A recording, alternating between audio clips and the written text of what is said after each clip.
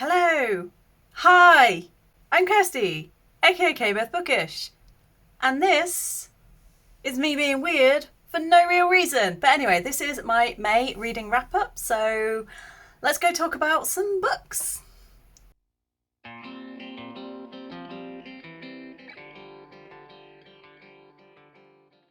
I'm continuing on with the vlog format that I did in April because I actually really enjoyed doing it, and it was nicer to just record clips of books that I've read as I read them and edit as I go, rather than sit down and do a huge big video at the end of the month.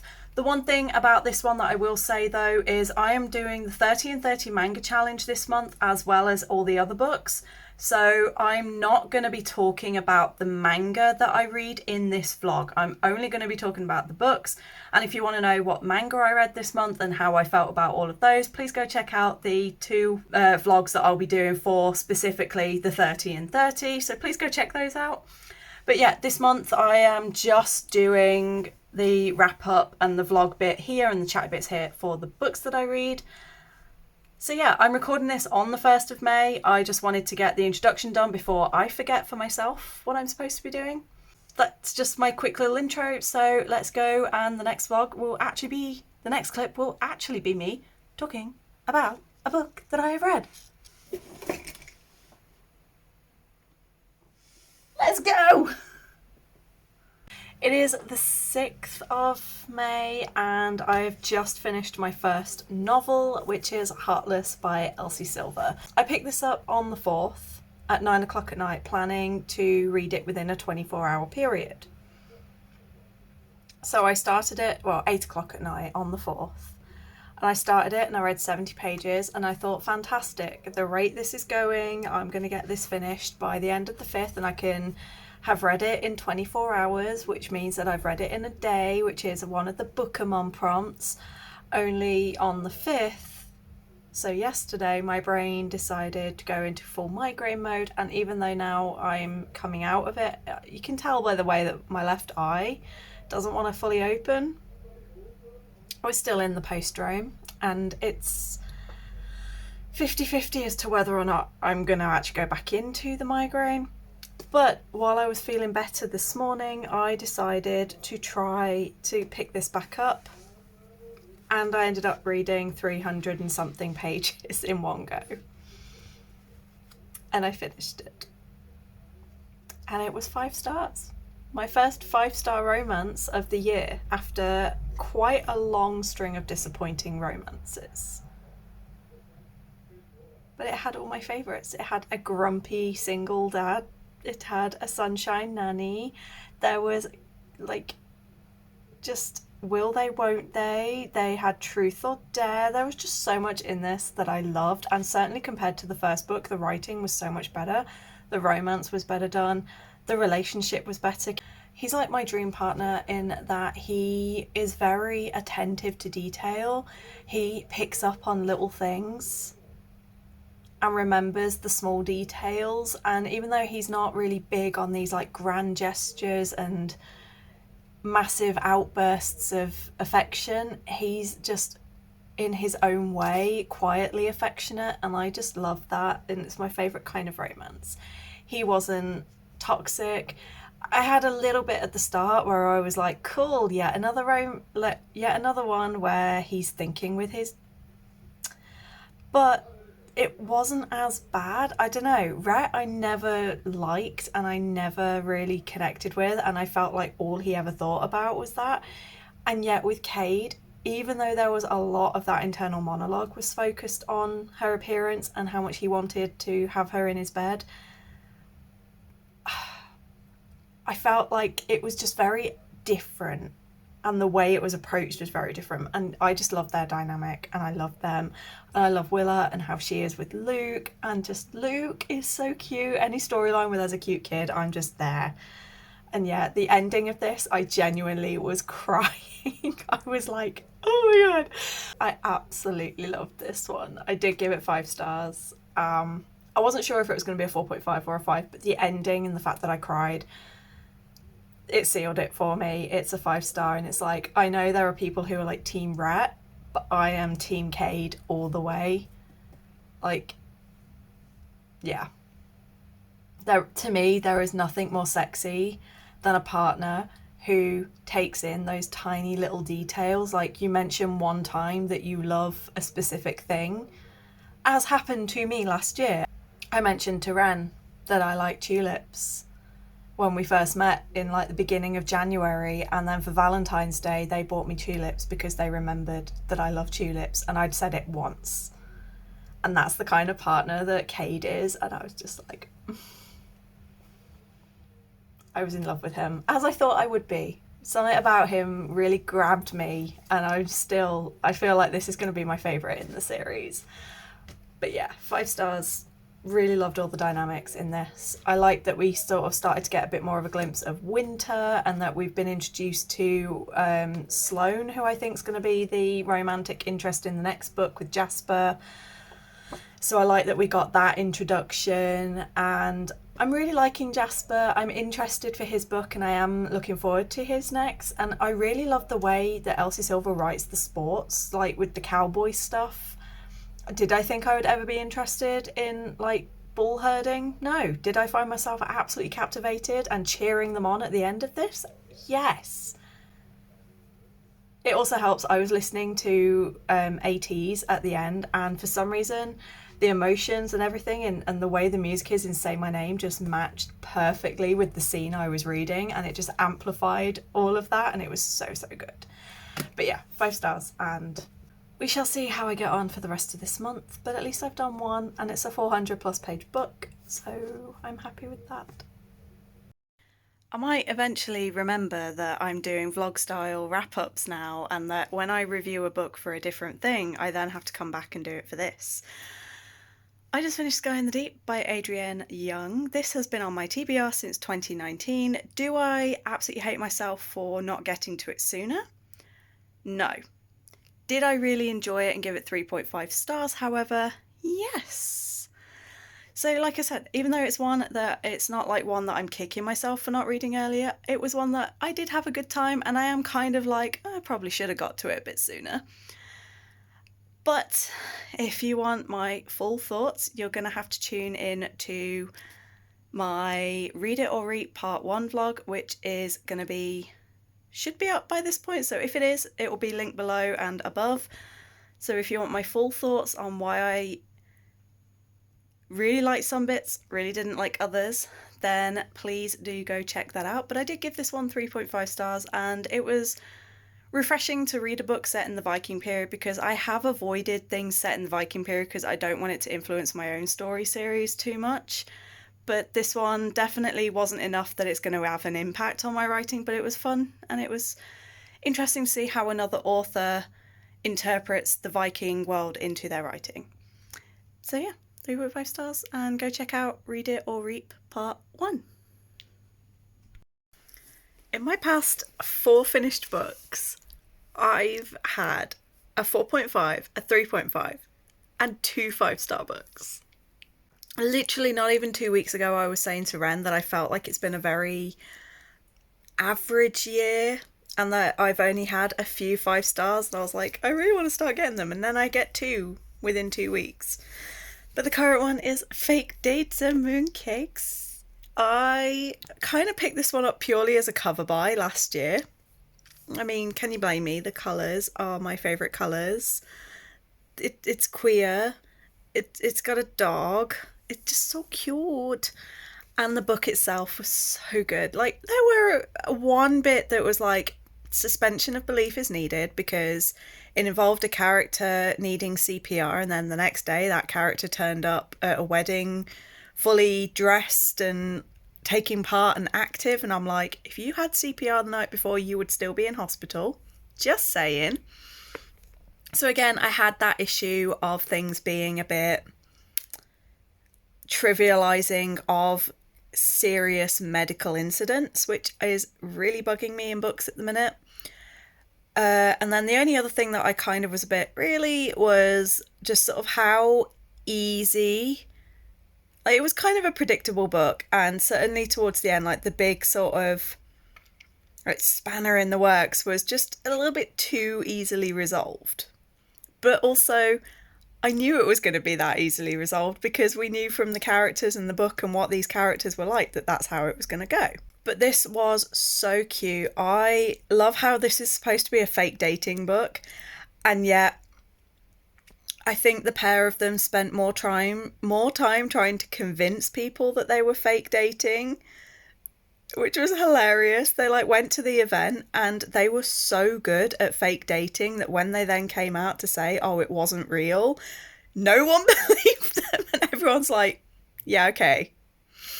And like Theo's cousin Terry is just like, "Oh yeah, he tried to convince us that you guys weren't really dating, but no one believed them." And it was just really awesome. I love their dynamic. I love their characters. I love how it wasn't like the rich kid, poor kid.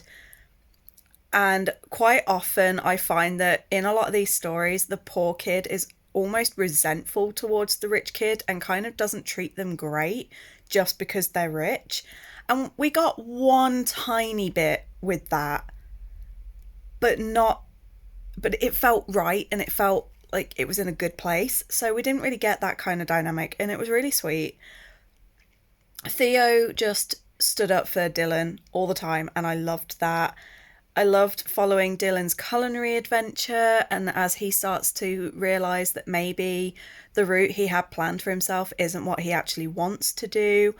There was a lot of talk about grief and family and things in here.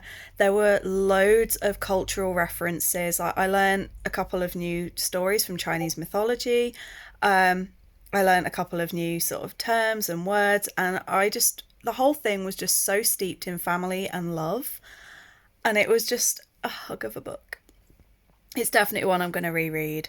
Like I said, it was predictable. It was kind of obvious what the outcome and what the ending was going to be, but I just loved reading that journey anyway. And one of my favourite things, because you may notice, they look quite young. It's a YA. As you know, I very, very rarely these days pick up YA, like romance contemporary. But even though it was YA and these are teenagers, they acted like young men. They were 17, 18, on their way to college. They could drive. One of them was helping run the family business.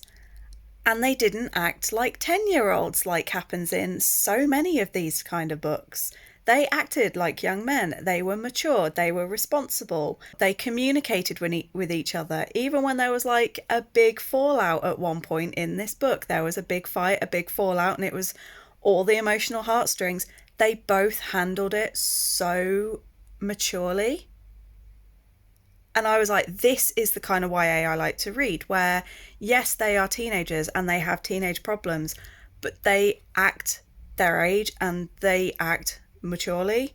Like, obviously not every teenager is the same, but from my teaching, the number of teenagers I read in these books where they're sort of whiny, stroppy, throwing things around at sort of 16, 17 years old, it's like, that's the kind of behaviour we see in the 11, 12 to 13 year olds, not the almost grown up adult ones.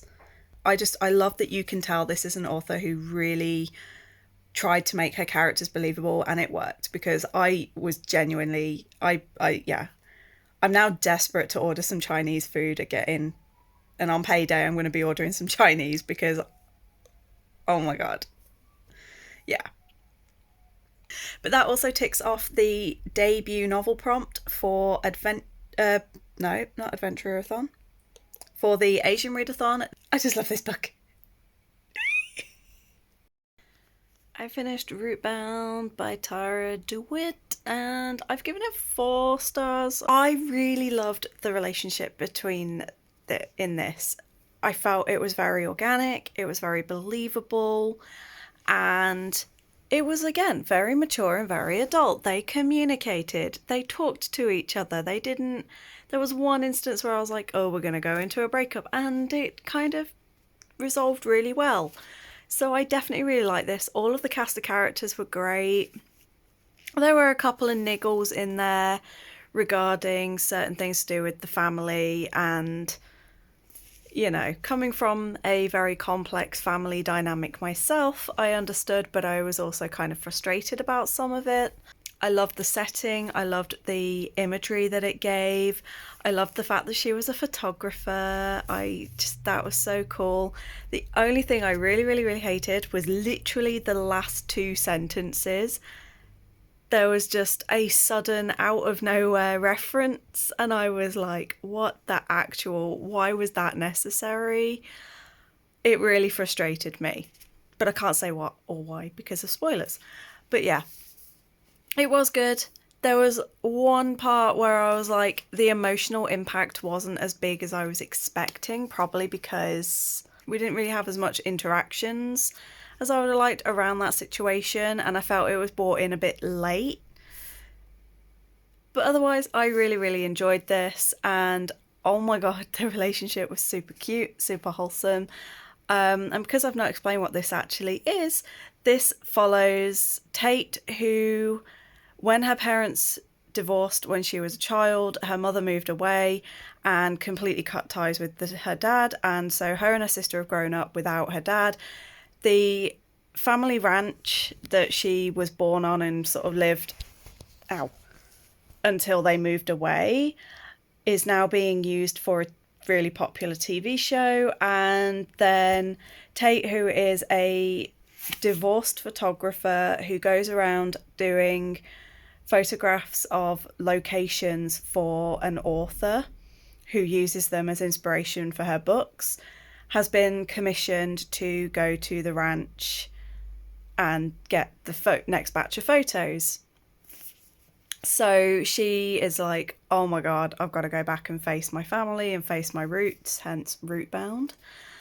And when she's there, she meets Henry, who was, his aunt is Tate's dad's new wife. When there was some stuff that happened with him and he ended up moving in with them, and he's basically grown up on the ranch. He's very protective of the ranch and of the people, so when she comes in and it's revealed who she is, he's very much like, why are you here? What are you planning? What are you going to try and get out of them? How are you going to try and hurt them? And then she's like, whoa, back the fuck way up, because, you know, they hurt me and they broke me, so don't you dare accuse me of coming in here to do the same to them. But even though it was sort of like, the blurb made it seem like it was going to be a lot more antagonistic and it was going to take a lot longer for them to break through that, it actually ended up being just sort of like the very first interaction they had was a little bit tense, and then they talked it through almost immediately, and it was like, oh, okay. So it wasn't like drama filled, it was actually quite nice. I liked it. There's only a few more days left, and I don't know if I'm going to get any more books read because I'm a little bit behind with my manga challenge. I've still got about 8 books to read and only 3 days to read them in, or something like that. I might try and get Where Dreams Descend finished by Janella Angelis. I will see if I can get that finished, because I only have 2 hours left on the audiobook and it's been like 5 days. But I've just not had 2 hours to sit down and listen to it.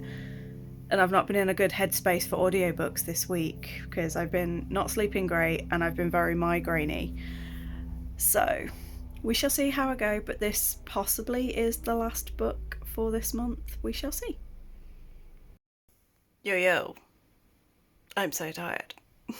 I've really been struggling with sleep. But I did not finish, even though I still had 3 more days, I did not finish Where Dreams Descend. I will be finishing that at some point this week. I did complete my manga 1330, so please go check out. Part 1 is already out. Part 2 should be out in the first week or 2 of June. So please go check those out to see how I got on with that. And then obviously for May, I didn't really get that far with novels. I only did 3. And it meant that for the Asian Readathon, I only actually fulfilled 1 of my prompts. But I'm not mad at myself because I did get to a book that I've been holding off on for a while. And of those 3 books, 2 were 5 stars and 1 was a 4.5. Can't complain at all with that. And I now have a new favourite, and I've been obsessed with eating bao buns ever since. So yeah. I also have a very exciting life update. As you know, I have plans to go and visit Ren in Australia for Christmas and go out for sort of 2.5-ish months. Because like the visa is for 90 days, but I'm going for, slightly less than that so I don't overstay. And exciting news, today my renewed passport arrived. I applied for my visa and it was granted. My visa was granted so fast. The email with the visa attached arrived 2 minutes before the email confirming that I'd submitted the application. So it is official. The passport is here. The visa has been approved. All we need to do now is book the flights, and yeah, the aim is to get to Australia for the 4th or 5th of November, because one of Ren's nieces has like her end of year dance showcase on the 9th, and she kind of mentioned to Ren that she would like me to be there for it if I could. And I really want to be there to sort of support her and see her dance, because she is a big time dancer. Like even right now as I record this, she's doing a big thing, and Ren sent me a video of the location, and it's a stadium full of people. It's an arena full of people. It's amazing. So it's quite a big deal, and I was like, I really want to be there. So the plan will be to get there for about the 4th or 5th of Australia, yes, of November, to give me a few days to adjust before that happens. And then obviously I'll be there for all of November, all of December and Christmas, and leave the last week of January. I'm excited. I'm also terrified, don't get me wrong. But all of that is going to be discussed, because I'm going to be doing sort of like a Australia travel vlog from the sort of planning and this stage to the prepping and packing and making our plans and bookings, and then once I'm there I'll do a travel vlog. So I'll talk more about the insecurities and what my fears are and all of that in a separate video, but yeah, it's just a little exciting. I'm going. It's happening. I'm freaking out. But yeah, that is my reading wrap up for May. Let me know in the comments how you got on. Did you get much done? Did you have many good books? What was your favourite read of the month? I'm always reluctant to say what my favourite read is, because I like to wait until the end of the year for my bookish bracket to decide. But instinct and gut tells me it's going to be Fate Dates and Mooncakes, but we shall see how I feel about it come December, when I will be in Australia. I hope you're all good. I hope you're staying safe. And until next time, bye.